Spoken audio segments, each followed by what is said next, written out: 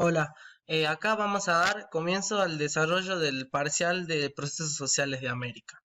Primeramente, empezaremos hablando de lo que es la etnohistoria, que la etnohistoria tiene diferentes definiciones debido al factor tiempo que ha tenido un efecto muy grande en la evolución de los estudios etnohistóricos.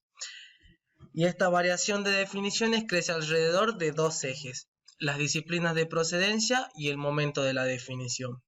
Entonces, ¿cómo definimos a la etnohistoria? En un principio, la etnohistoria fue definida como la historia de los pueblos ágrafos, es decir, los pueblos que no sabían escribir y que era realizada a través de testimonios legados por otros pueblos. También se la conocía como la historia de la gente sin historia. Aunque existe esta definición, fue muy cuestionada, ya que no solamente los indios aprendieron a leer y escribir con carácter latino, sino que curiosamente uno de ellos, el Cheroca Secoya, inventó un sistema de escritura.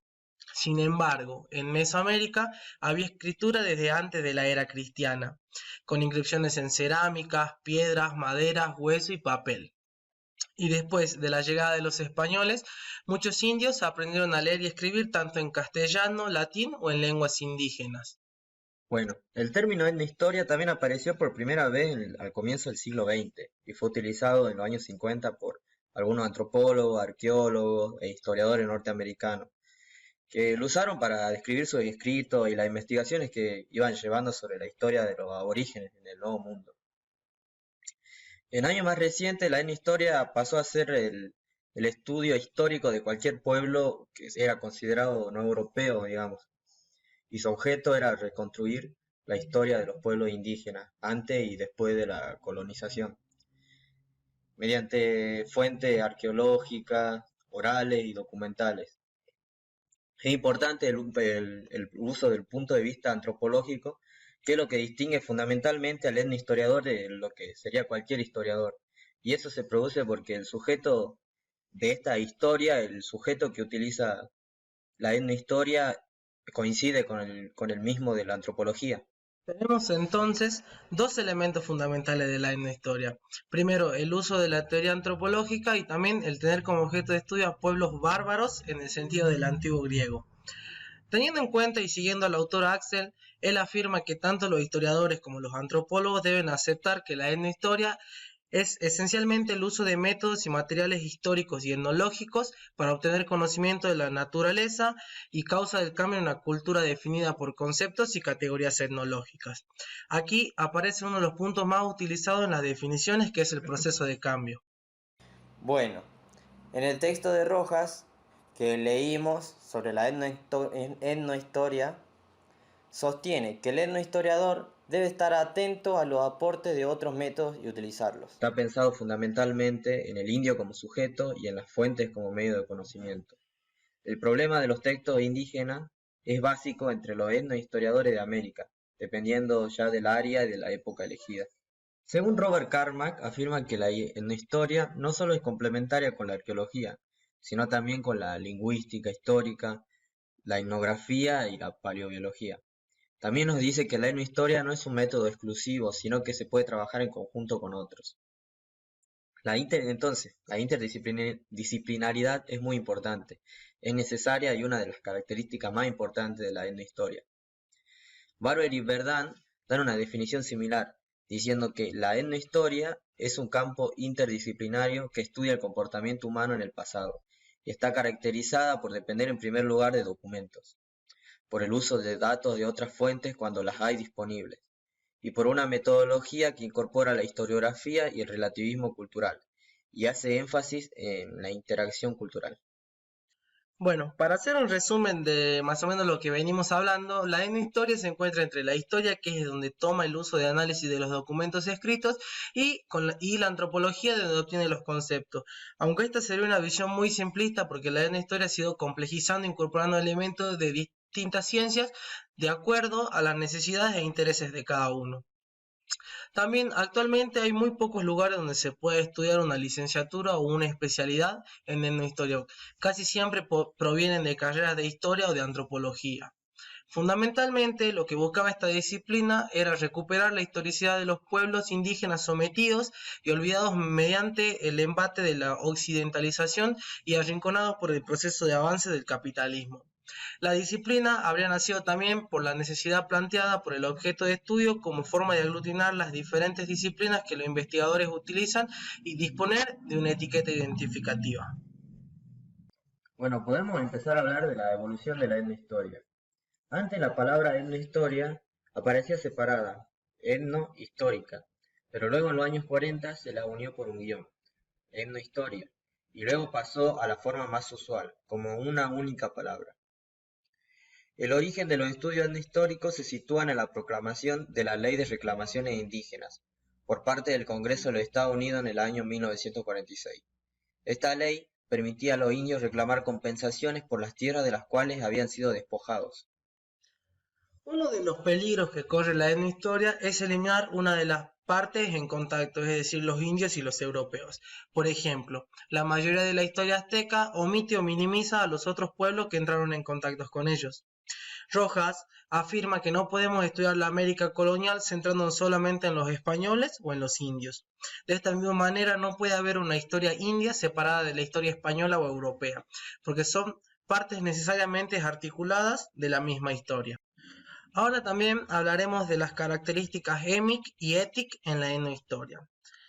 Principalmente siguiendo al autor Harris, él define a emic como las proposiciones que se refieren a sistemas lógicos empíricos cuyas distinciones fenoménicas o cosas están hechas de contraste y discriminaciones que los actores mismos consideran significativas, con sentidos reales, verdaderas o de algún modo apropiadas. Por el contrario, etic es prácticamente lo opuesto. Las proposiciones éticas dependen de distinciones fenoménicas consideradas adecuadas por la comunidad de los observadores científicos. Las proposiciones éticas no pueden ser falseadas por no ajustarse a la idea de los autores sobre lo que es significativo, real, tiene sentido o resulta apropiado. El problema de adoptar una postura emic o étic es común en todos los campos de la antropología, aunque con esto nos encontramos más en una decisión personal, pero en los estudios de los últimos tiempos prehispánicos y los primeros años tras la conquista española hay una clara tendencia hacia lo emic. Bueno, vamos a comenzar a hablar de las relaciones de la etnohistoria. La interdisciplinariedad es una característica fundamental de la etnohistoria. Ahora propondremos algunas directrices de cómo se vincula la etnohistoria con otras disciplinas principales. Comenzaremos hablando por la historia. Durante siglos, esta disciplina se ha basado en un considerable apego textual hacia los documentos escritos. El historiador se encargaba de estudiar los problemas que esos documentos presentaban. En años actuales, junto con los libros y los manuscritos, los historiadores y los etnohistoriadores comenzaban a aceptar como documentos o materiales para el análisis histórico tanto mapas, música, pintura, fotografía, folclore, tradicionales, orales, ecología, exploración de sitios, etc. La convergencia que hay entre la historia y la etnohistoria es enorme. El autor Trigger afirma que la diferencia entre historiadores y etnohistoriadores está en el método, porque estudiar la historia de gente que es no letrada basándose en materiales escritos por alguien ajeno es diferente a escribir la historia de gente letrada que han documentado sus propias actividades. Desde el momento del contacto con los europeos, supone un punto de partida a partir del cual comienzan dos procesos paralelos que han cuestionado esas primeras definiciones de etnohistoria. Uno de los puntos de contacto se dirige a la esencia misma del quehacer histórico, la documentación. Aquí es donde los historiadores han criticado de manera muy fuerte a los etnohistoriadores, más a los de procedencia antropológica, a quienes acusan de no ser cuidadosos en el tratamiento de sus materiales. Bueno, también ahora hablaremos de la disciplina de la antropología. Los antropólogos tienden a definir la etnohistoria como una disciplina basada en documentos escritos. Se ha afirmado que los etnohistoriadores actúan de manera similar a la etnología de gabinete del siglo XIX, es decir, que nunca iban al campo. Pero se dice que el etnohistoriador ha añadido el trabajo de campo, procurando conocer el escenario donde se produjeron los hechos que él está analizando. Es necesario insistir en el trabajo de campo como piedra angular de la formación de un antropólogo o de un etnohistoriador.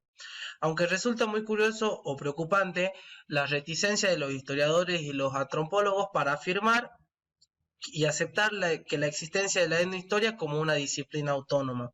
Se afirma que la etnohistoria es hija de y nació de la historia y la antropología, pero al pasar de los años ha recibido otras influencias y hoy tiene una vida propia. La aplicación de la lingüística en el campo de la etnohistoria es muy diversa. El estudio de la lengua de un pueblo nos informa muchas cosas. Los estudios comparados de lenguas rinden un gran fruto. Al establecer un parentesco entre diversas lenguas, se pueden rastrear contactos, migraciones e influencias, y es imposible intentar una datación. Para el estudio de la cultura, la lingüística ofrece interesantes resultados, siempre a través de la comparación. En esta disciplina se están leyendo, transcribiendo e interpretando una gran cantidad de textos. Con esto enlazamos el papel de la lingüística con el de la crítica de fuentes en la historia. El primer trabajo es realmente parte del campo lingüístico: lecturas, transcripciones, traducciones y verificaciones. También hablaremos de la disciplina de la biología, debido a que la biología es utilizada por la etnohistoria en cuanto entra en ella la antropología física con todas sus implicaciones. Sirve para el estudio de poblaciones tanto en el aspecto morfológico como en aspectos médicos y epidemiológicos. Asimismo, ha sido muy útil, generalmente asociada a la arqueología para el estudio de procesos de domesticación de plantas y animales y para el estudio de rendimientos agrícolas. De hecho, la mayoría de las correcciones realizadas al canibalismo azteca han utilizado información procedente del campo de la biología tomada en su sentido amplio. La arqueología también ha sido una aliada muy importante dentro de la etnohistoria. Muchos de los datos que se obtienen para estudiar provienen del análisis de restos arqueológicos. Esta misma ha empezado a ser considerada en el campo de la historia. La arqueología de América ha estado dirigida fundamentalmente al periodo prehispánico y ha convivido algo más con la etnohistoria en el estudio de los imperios inca y azteca. Este contacto entre la arqueología y la etnohistoria se está extendiendo a otras áreas del mundo. Según Patterson, existen 4 términos utilizados en las distintas combinaciones. 1. La etnografía. Un estudio de sociedad moderna. Recordemos que esta sociedad es un producto de un proceso histórico. Por otro lado tenemos la etnoarqueología, con el estudio de sociedades modernas por arqueólogos con motivo de usar sus resultados para estudiar la historia cultural usando métodos arqueológicos. La etnohistoria, con el registro histórico de una cultura, generalmente escrito por gente de una cultura distinta. La arqueología etnohistórica, que es el uso de la etnohistoria por arqueólogos como fuente de ideas y datos para estudiar la historia cultural usando métodos arqueológicos. Ahora, para finalizar, intentaremos dar nuestra definición de etnohistoria basándonos en lo que venimos hablando.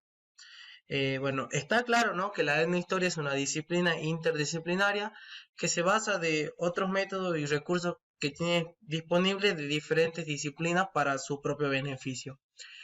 También esto lo utiliza para la recolección de datos y fuentes para poder llevar a cabo sus investigaciones sobre los pueblos originarios, principalmente los que no tienen un registro fácil de encontrar para poder estudiarlo.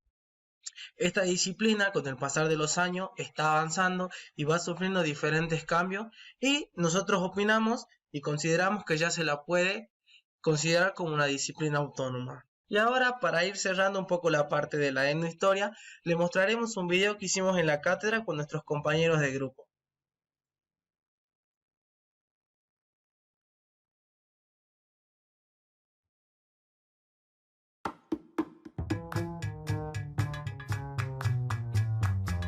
La etnohistoria era definida como la historia de los pueblos sin historia. Esta definición fue utilizada como criterio distintivo del sujeto de análisis y las fuentes. Hay otra definición enciclopédica que dice que el término etnohistoria fue utilizado en los años 50 por antropólogos, historiadores y arqueólogos norteamericanos para describir sus investigaciones sobre los aborígenes del Nuevo Mundo. Siguiendo algunos autores como Barber y Verdun, decían que la etnohistoria es un campo interdisciplinario que estudia el comportamiento humano en el pasado. Depende de documentos, del uso de fuentes cuando la hay disponible y de la incorporación de la historiografía. Esta disciplina también ha sido influenciada por el desarrollo de la historia y de la antropología, pero también se la relaciona con la lingüística, con la biología y con la arqueología. Tiene como objeto de estudio las sociedades del pasado, específicamente hablando de aquellos pueblos sometidos que tuvieron un antes y un después en relación al proceso de colonización. De esta manera, este campo interdisciplinario reconstruye y analiza la historia del otro cultural no europeo. Las fuentes que puede conseguir un etnohistoriador son documentos históricos, como crónicas, administrativos, memoriales, códices o documentos tradicionales. Sin embargo, el etnohistoriador debe tener mucho cuidado sobre las fuentes que puede llegar a encontrar. Por lo general, estos documentos suelen estar escritos por los conquistadores que se ocupaban de escribir la historia, pero desde su propia perspectiva, una perspectiva racista, occidental y católica. Por otro lado, los documentos también pueden estar escritos en distintos idiomas combinados en lenguas indígenas, latín o español. Además, es necesario resaltar la dificultad de conseguir tales documentos, ya que muchos fueron quemados por carácter religioso. La etnohistoria, como un conjunto de técnicas y métodos de estudio, se relaciona fuertemente con la antropología y la historia. Se trata de una disciplina interdisciplinaria, ya que toma elementos de distintos campos de acuerdo a las necesidades e intereses de los distintos autores. Si bien la etnohistoria se relaciona con muchas disciplinas, se caracteriza por utilizar principalmente los métodos de la antropología y de la historia, es decir, la etnología y la heurística, respectivamente. Estas herramientas le permiten a la etnohistoria aplicar conceptos que se encuentran en la antropología y a su vez hacer uso y análisis de los documentos escritos, tal como lo hace la historia. Consideramos que la etnohistoria es una disciplina que se sustenta por muchas otras, basándose en la corroboración de la información a través de diferentes fuentes, permitiendo ampliar conceptos y generando nuevos conocimientos de acuerdo a los intereses propios de cada uno.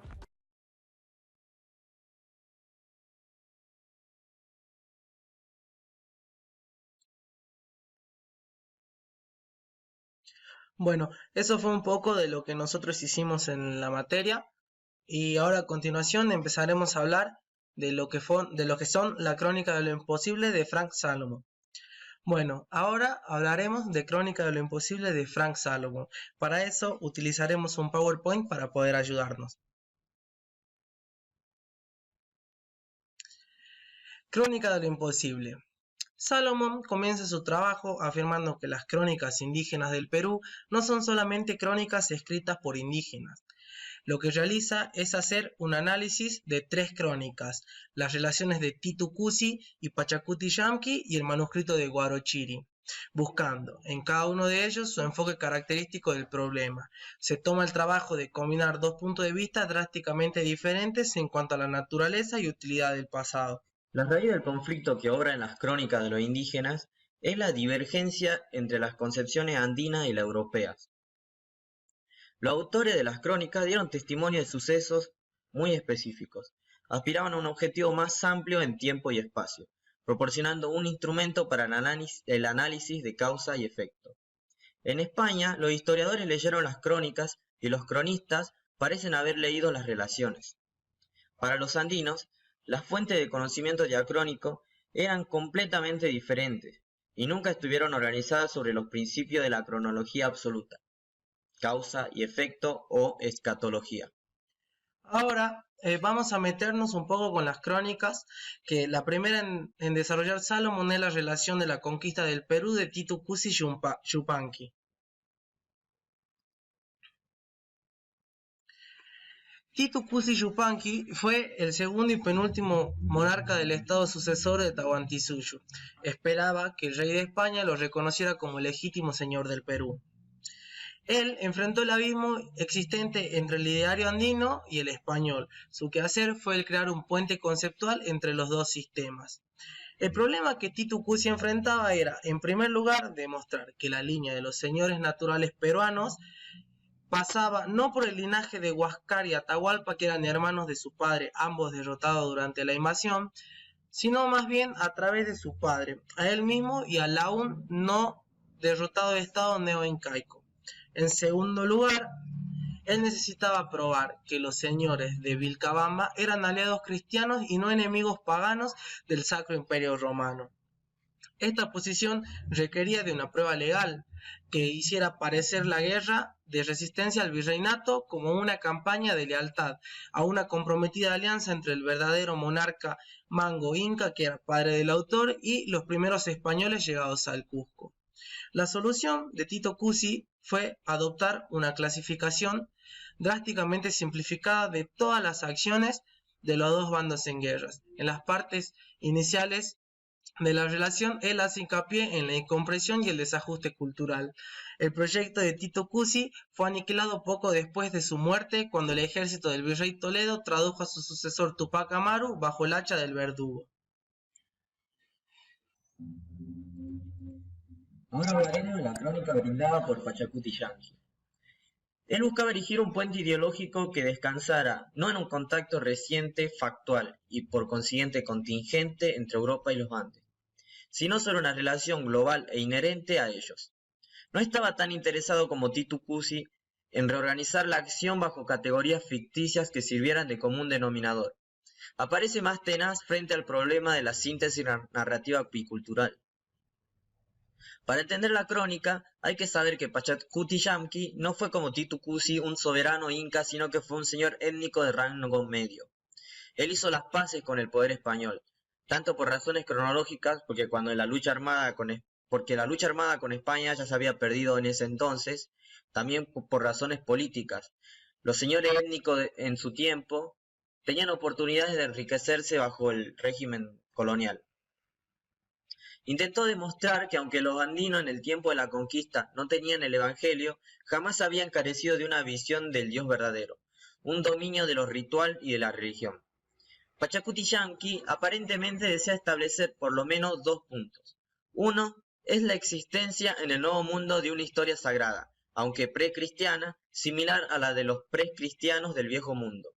La expansión de la monarquía política se relaciona con la intuición del verdadero Dios. La otra es la existencia dentro de esta tradición de un acto de devoción análogo a la oración cristiana. Probablemente la relación de Pachacuti haya tenido poco efecto práctico en la mente de los no indígenas de su tiempo.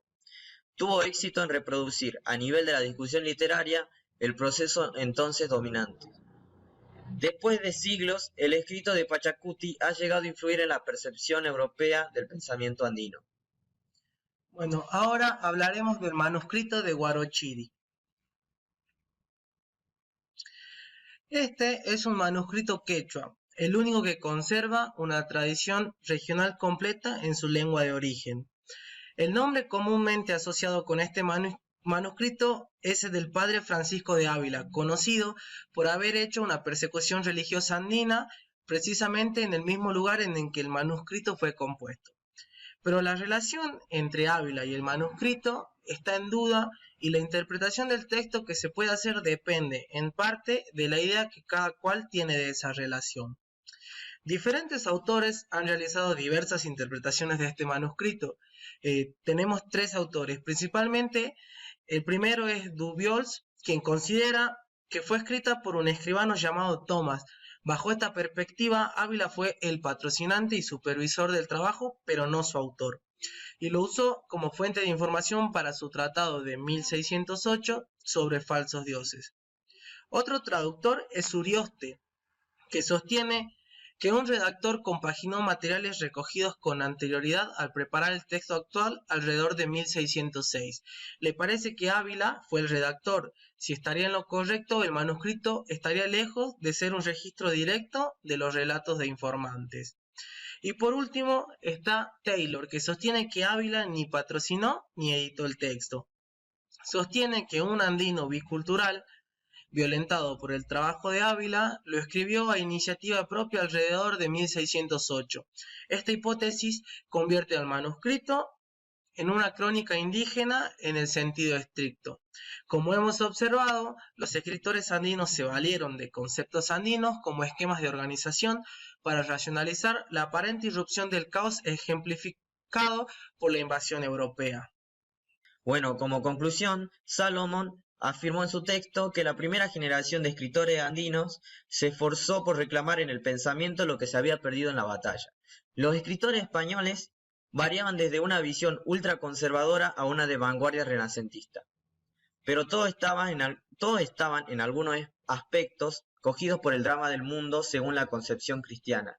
Esta visión esencialmente lineal dejaba a los europeos pobremente preparados para apreciar la magnitud de los eventos que ocurrían en América.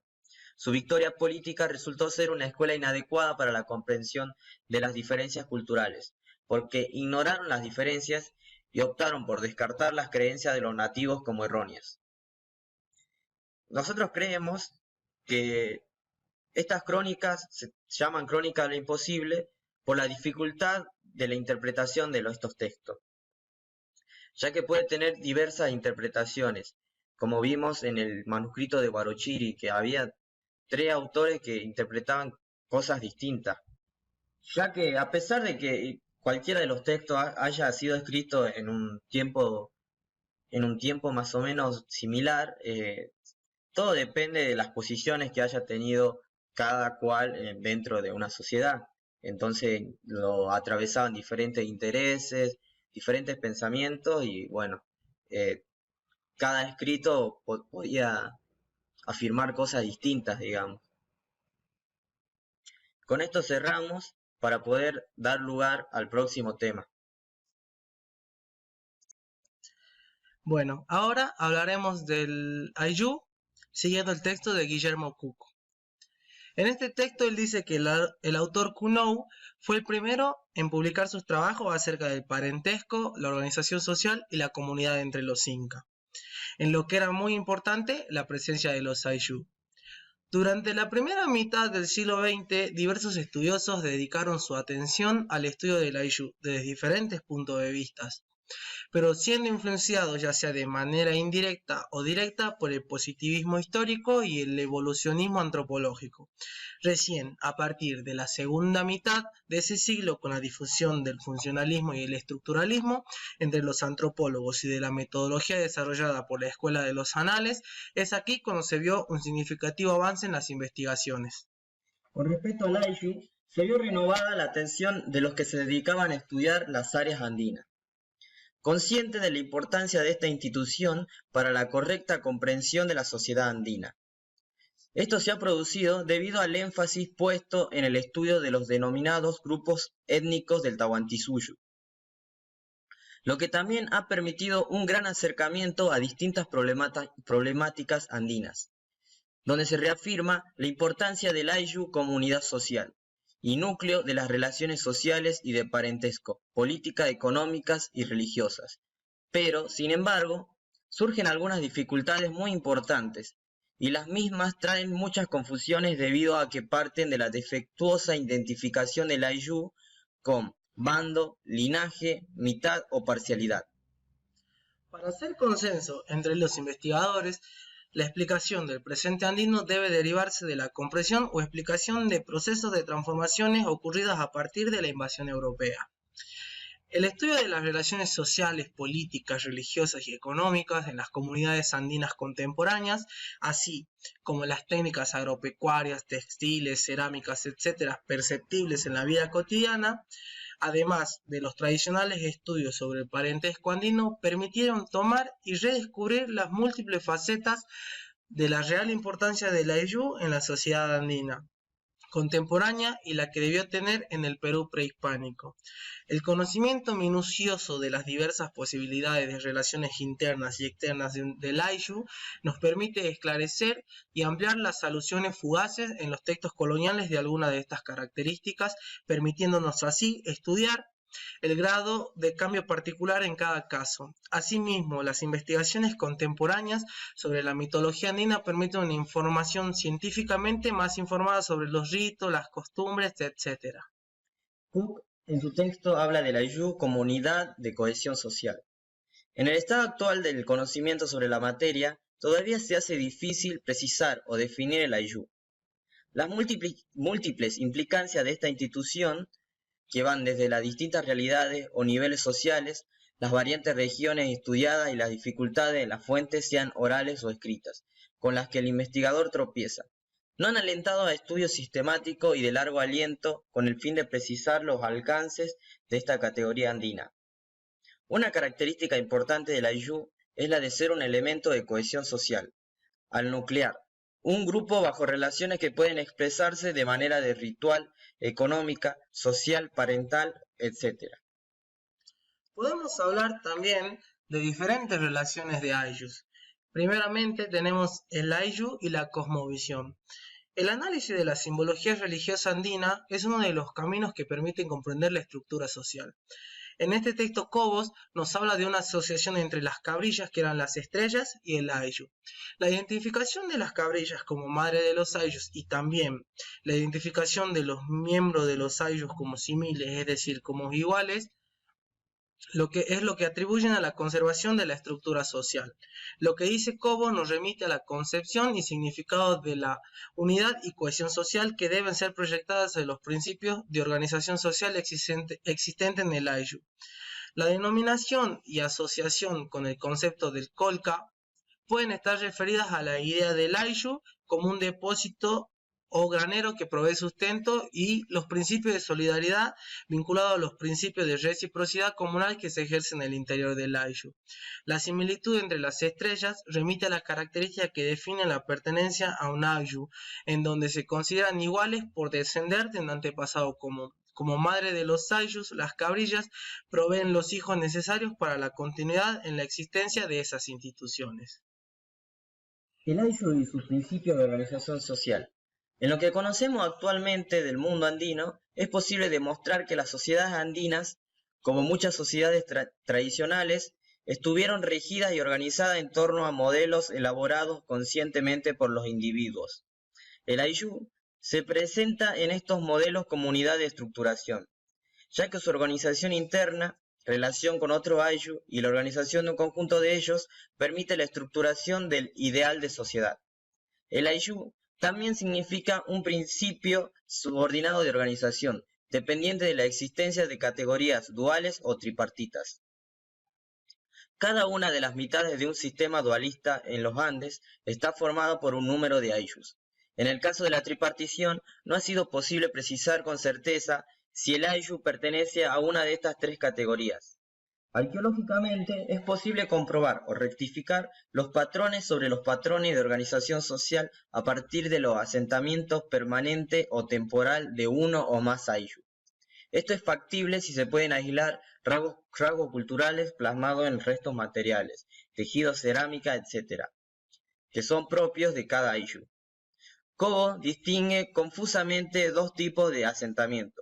Primero, un patrón de asentamiento por Ayllus, donde el núcleo poblado es habitado por uno solo de estos grupos, y segundo, un patrón urbano, donde había varios Ayllus, divididos en mitades o parcialidades tradicionales. El Ayllu se muestra durante los periodos prehispánico y colonial, como una institución que se reúne, se organiza y cohesiona un grupo humano, integrándolo a la vida social desde una posición comunal.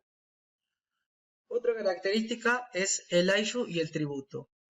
La distribución de las responsabilidades para con los señores étnicos, que eran los curacas, y el Estado, que era el Tahuantinsuyo, se realizaba durante la época anterior a la invasión europea, entre los Ayllus, que conformaban una unidad de tipo político, social, económica y religiosa.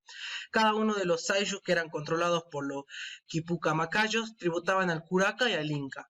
Esta costumbre continuó durante la época colonial, ya que la tasa de los tributos era repartida entre los diferentes Ayllus y eran los curacas los encargados de la recaudación y quienes le entregaban a los señores principales. También aquí el Ayllu se presenta como una unidad social organizada, como un grupo solidario que asume las responsabilidades del conjunto de individuos quienes deben participar activamente en la satisfacción de la contribución tributaria mediante el trabajo comunal, ya sea de manera individual o por turnos, que esto era conocido como la mita. Y bueno, vamos a hablar del Ayllu y la tenencia de las tierras. Las tierras del Ayllu formaban parte de una unidad indivisible, usufructuable por todos los miembros de él. El curaca poseía las tierras, era el administrador de ellas. En principio, la totalidad del suelo era del curaca, y él la arrendaba. La cohesión interna del ayllu y el sentido de la comunidad están estrechamente vinculados a la distribución de tierras por el curaca. La reciprocidad y la redistribución se inscriben de esta manera, dentro de una concepción comunal de la propiedad de la tierra. La tenencia de tierra acumulada individualmente implicaba la posibilidad de ascender socialmente. De esta manera se inicia un proceso que paulatinamente irá rompiendo la rigidez o inmovilidad social característica del ayllu prehispánico. La aparición de nuevas pautas de prestigio social supone la presencia de nuevas formas sociales. También ahora hablaremos del ayllu y el trabajo comunal. La organización y la ejecución de los trabajos comunales tanto en el periodo prehispánico como en el inmediatamente posterior a la invasión está regido y organizado en base del ayllu como una unidad social. El trabajo comunal aparecía como expresión de la solidaridad interna del ayllu y como manifestación de la reciprocidad entre los miembros del grupo y sirve como elemento cohesionador. La organización de una tarea que rebalsa las posibilidades de un ayllu y que implica la participación de varios de estos grupos no supone la ruptura de la unidad y mezcla de los individuos de distintos ayllus. La tarea se reparte entre cada grupo siendo tomada como una unidad social. El trabajo comunal adquiere características al estrechar las relaciones entre los individuos componentes de un ayllu. Con la invasión europea y la introducción del individualismo occidental se alteraban las relaciones entre los miembros del ayllu. Ayllu y Minmakuna. Las dependencias de los Minmakuna al ayllu y no al curaca, de una mitad la hemos sostenido anteriormente para el caso de los coyaguas. Señalábamos que eran los curacas del ayllu y no los de la mitad, quienes controlaban el acceso a recursos ubicados fuera del territorio. También añadiendo que las tierras sujetas al control vertical eran explotadas bajo las pautas de ordenamiento social impuestas por la existencia del ayllu. El desplazamiento de grandes contingentes de población suponían el desplazamiento de una parte de los miembros de cada uno de ellos. Era controlado y organizado por los curacas, quienes debían garantizar el acceso de todos los ayllus a las tierras sujetas a control. Durante el periodo colonial, muchos de ellos no regresarían a su tierra de origen, desvinculándose de sus correspondientes ayllus, convirtiéndose en forasteros y muchas veces formando ayllus de forasteros en los lugares en los que se asentaban. Ahora también hablaremos del ayllu y del parentesco. Durante los últimos años se han elaborado diversas hipótesis sobre el ayllu y el parentesco en la sociedad andina prehispánica, colonial y contemporánea. Existía el incesto de cuarto grado en la sociedad andina. Esto no era una costumbre o una regla andina y que por el contrario se trataba de una imposición colonial proveniente de la religión católica y de los usos y costumbres del parentesco con Europa occidental. Aunque esta afirmación de la existencia del incesto de cuarto grado en la sociedad andina era negada por los cronistas jesuitas.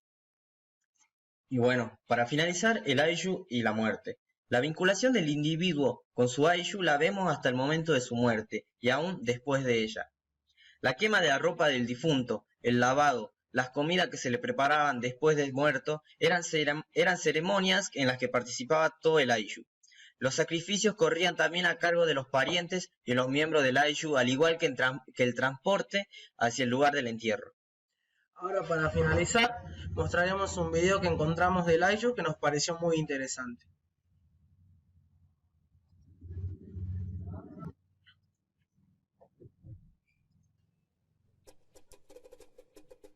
Hola, hoy hablaremos sobre una de las primeras instituciones políticas, económicas y sociales que tuvo nuestro país, el ayllu. El ayllu era una organización que procedía de la etapa pre-inca. Fue una unidad política, económica y social básica del Estado inca. La palabra ayllu proviene del quechua ayuni, que significa pariente, familia o linaje. El ayllu fue una forma comunitaria de organización que reconocía un antepasado común y estaba unida por diversos vínculos como el parentesco y la reciprocidad. La ayuda mutua en el trabajo se le llamó aini y minga. Se sabe que los productos del trabajo se entregaba al gobierno, quien después lo repartía a todo el pueblo. En esta sociedad no existía el comercio, ni el dinero, ni el desempleo. Cuando un joven llegaba a la edad adulta, debía servir en el ejército. La organización social fue tan buena que lograron convencer de manera pacífica a otras sociedades vecinas de unirse al imperio a cambio de enseñarles su sistema. El Estado Inca buscó en el Ayllu un tipo de organización política y económica eficiente, que le permita tener control de la población, y lo hizo a través del curaca o jefe de Ayllu, que fue el intermediario entre el Inca y el pueblo.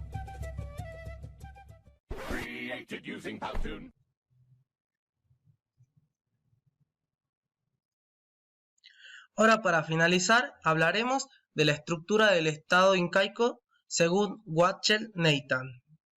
Partiendo de la antigua organización de los Ayllus, los incas proyectaron sus propias categorías e intentaron armonizar las instituciones pre-incaicas con su esquema unificador. Wachtel afirma que se inspiraron en los principios de cooperación vigentes en las comunidades, aunque adoptándolos en su propio beneficio. Wachtel habla de la reciprocidad y la redistribución. El concepto de reciprocidad se aplica a las relaciones entre individuos o grupos simétricos. En cambio, el concepto de redistribución ya supone una jerarquía. Empíricamente, dice Nathan, que en la sociedad inca la reciprocidad caracteriza la vida económica al nivel de las comunidades rurales, y que la redistribución proviene de la organización estatal. En este esquema debe atribuirse un lugar especial a los jefes locales, cuya importancia ha sido muy descuidada. Constituyen precisamente la bisagra entre la reciprocidad comunal y la redistribución estatal. Los dos principios antes mencionados están relacionados con la producción, la propiedad y en el reparto del tributo. Ahora pasaremos a desarrollar la producción. El análisis de las fuerzas productivas en el Imperio Inca es inseparable del de las relaciones de producción. La vida económica del Imperio Inca se basa en la coexistencia de dos sistemas de producción. El primero por el cultivo de la patata y la crianza de las llamas. Se desarrolla en el altiplano. Este tipo de producción suministra a los indios su alimentación básica.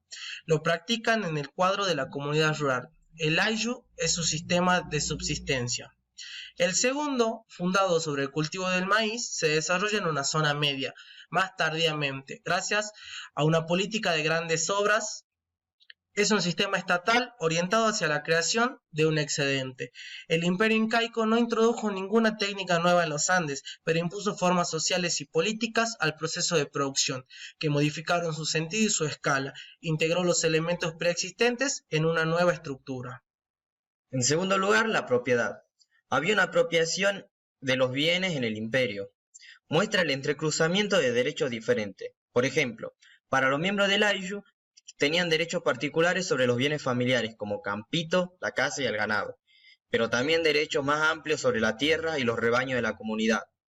Para los curaca había derechos particulares sobre un patrimonio familiar, y además derechos superiores por sobre la comunidad. Y para el Inca tenía derechos específicos sobre las tierras y rebaños llamados del Inca, y derechos eminentes sobre todos los recursos del imperio. En el Estado Inca, el principio de reciprocidad solo adquiere su sentido asociado al concepto de redistribución. Y tercero, hablaremos de lo que es el tributo.